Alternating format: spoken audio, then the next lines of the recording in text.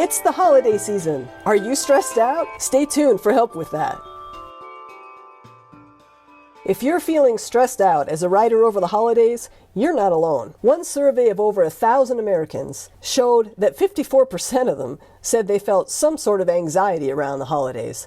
That's over half. Writers may be even more vulnerable to this sort of anxiety and stress, just because we have so many things going on, and sometimes because anxiety and creativity tend to kind of go together. Hi, I'm Colleen M. Story, and welcome to my holidayed-up spaceship here at Writing and Wellness.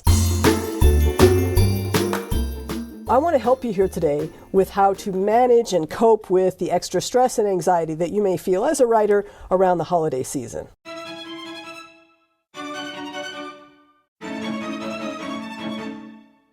To that end, I have just a few suggestions for you. If you're a writer, most likely you gain some solace from writing, or maybe you gain some energy from writing.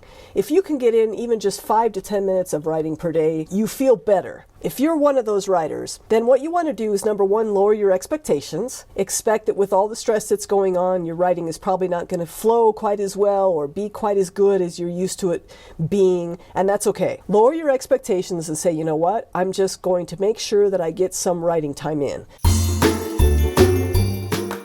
Usually we writers, when we're stressed out and we're trying to get everything done, one of the first things to go is movement and exercise. One of the ways that you can make sure that this doesn't happen to you is not to think of it as exercise. Exercise has like a bad connotation with it. We think, oh, I don't want to exercise today. Think of it as just going to take a walk or heading to the mall and doing a few laps. Do something that gets your body moving. This helps for a couple of reasons. Number one, exercise naturally dissipates stress. Plus, if you're exercising, your brain is going to be better able to perform for you when you want to write. One study of over 1,700 adults found that higher levels of use of social media were associated with higher levels of anxiety, stress, and depression. So if you're already facing additional stress and anxiety because of the holidays, set yourself some limits.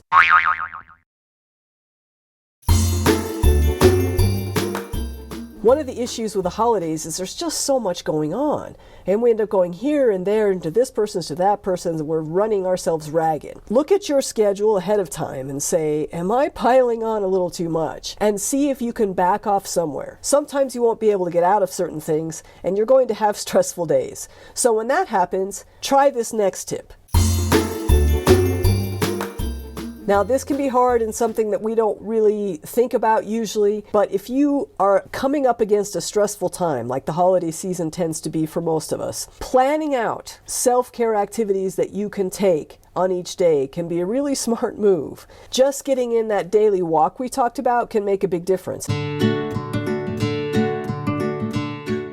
In a 2019 study, researchers found that people who continued some sort of physical activity, even if it was only at a moderate level, experienced less depression and anxiety over the holiday season.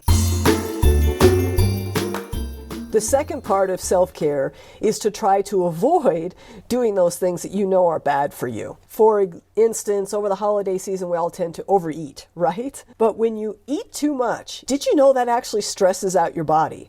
It causes the body to release stress hormones to deal with this extra food that you now have to digest.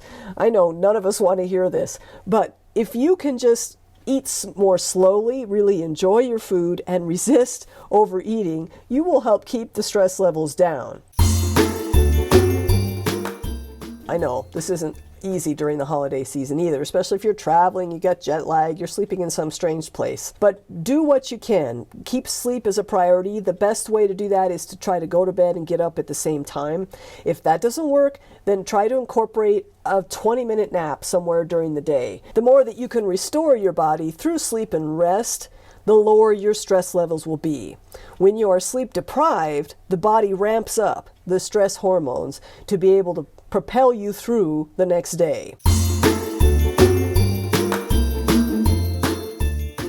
Thanks for joining me on this holiday version of Writing and Wellness.